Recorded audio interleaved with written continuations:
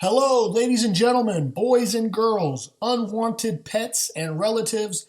It's Mr. Palumbo here. Welcome to the very first episode of the Professor Liberty podcast. Please excuse the sound quality. Like I said, this is the first podcast I'm trying to go through, and I'm trying to see if it works. If it's a success, then we will upgrade as we see fit. So please excuse any of the bad sound. I hope you enjoy the show. Today I want to talk about surrender.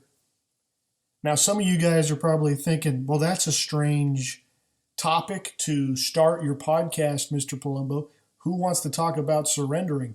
I want to talk about never surrendering.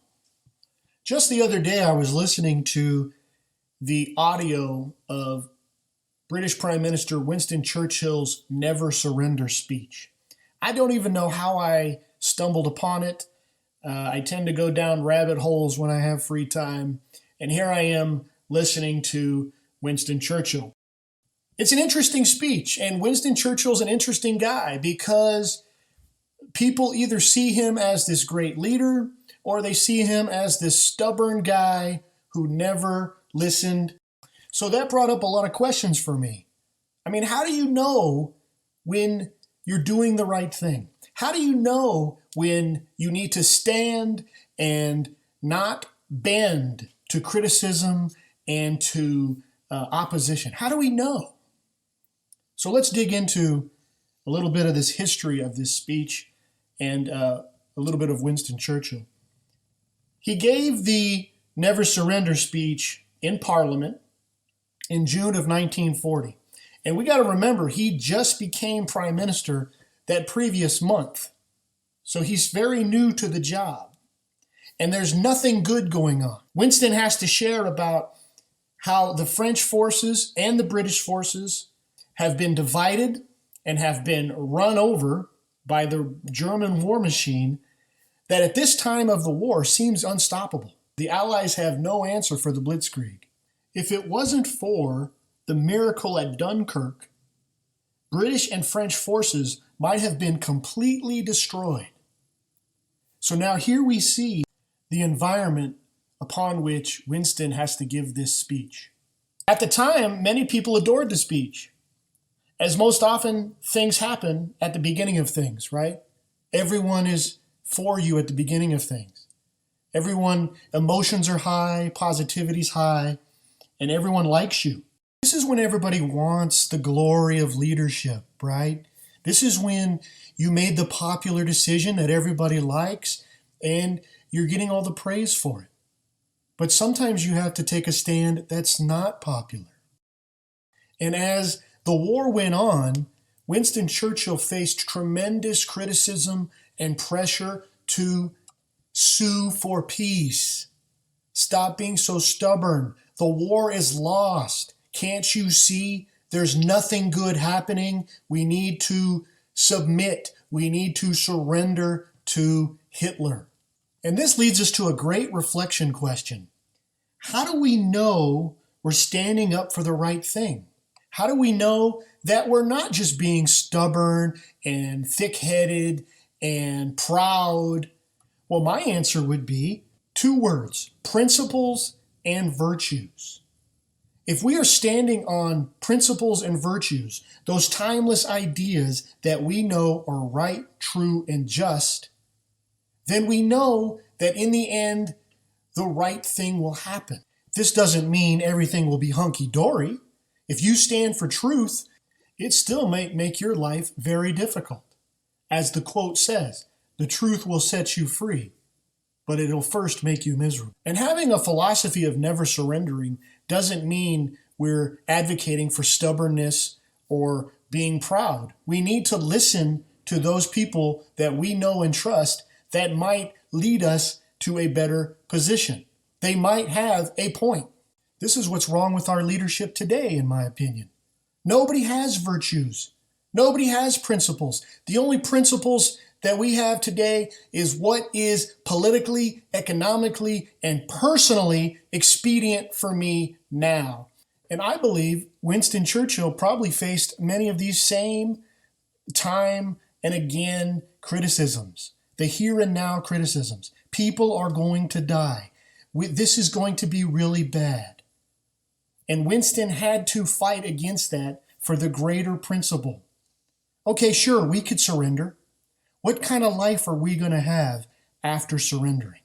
If we give in to force and coercion now, will we not give in to those things in the future? This is what's so dangerous with the current cancel culture that is systemic in our society today.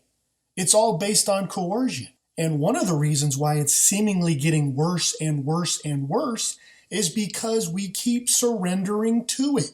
Maybe we should take a page out of Winston Churchill's book and tell these woke cancel culture authoritarians that we are not going to surrender anymore. Free speech is free speech. There's two more things I want to share about surrendering.